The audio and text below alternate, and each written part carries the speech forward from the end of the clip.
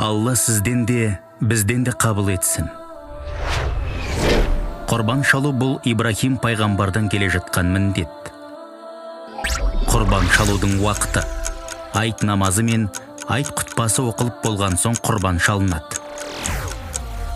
Пайғамбарымыз құрбан айт күні әуелі айт намазын оқыды, содан соң құрбандық шалды. Пайғамбарымыз оған Алланың игілігі мен сәлемі болсын. Кім біздің намазымыздай намаз оқыса, біздің құрбандық шалғанымыздай құрбандық шалса, дұрыс құрбандық шалыпты. Ал кім намаздан бұрын құрбандық шалса, оған құрбандық жоқ деген. Ал аятта ендеше Раббың үшін намаз оқы және құрбандық шал дейді. Ибн Жарир ат-Табари былай дейді: ендеше сен бүкіл намазыңды пұттарға, жалған құдайларға емес, саған осынау керемет жақсылықтарды сыйлаған жалғыз Раббыңа ғана ықыласпен шүкіршілік ретінде арнағайсың. Сол сияқты құрбандығыңды да пұттарға емес, Аллаға ғана арнап шал. Құрбан шалу айттың 3-ші күні ақшам намазына дейін жалғасады. Құрбандық малы белгілі жасқа толуы қажет. Түйе 5 жастан, сиыр немесе бұқа 2 жастан, ал қой ешкіні 1 жастан бастап шалынады.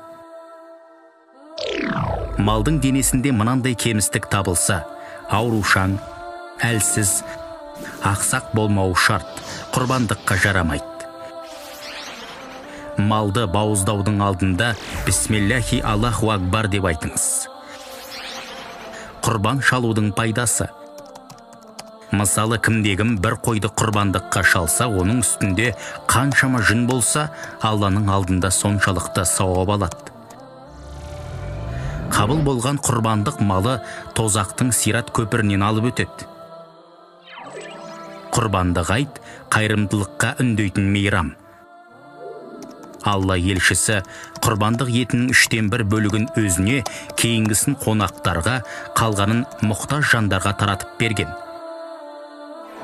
Айт күндері барынша жайдары болып, ренжіскен адамды кешіріп табысыңыз. Мұның өзі құлшылық. Ауырған адамның көңілін сұрап, отбасыңызға, жақындарыңызға сыйлық сыйлаңыз. Бұл амалмен адамдардың бір-біріне деген сыйластығы артады. Құрбан айт барша мұсылман әлемінің қадір тұтқан мейрамы. Үлкен мерекені абыроймен қарсы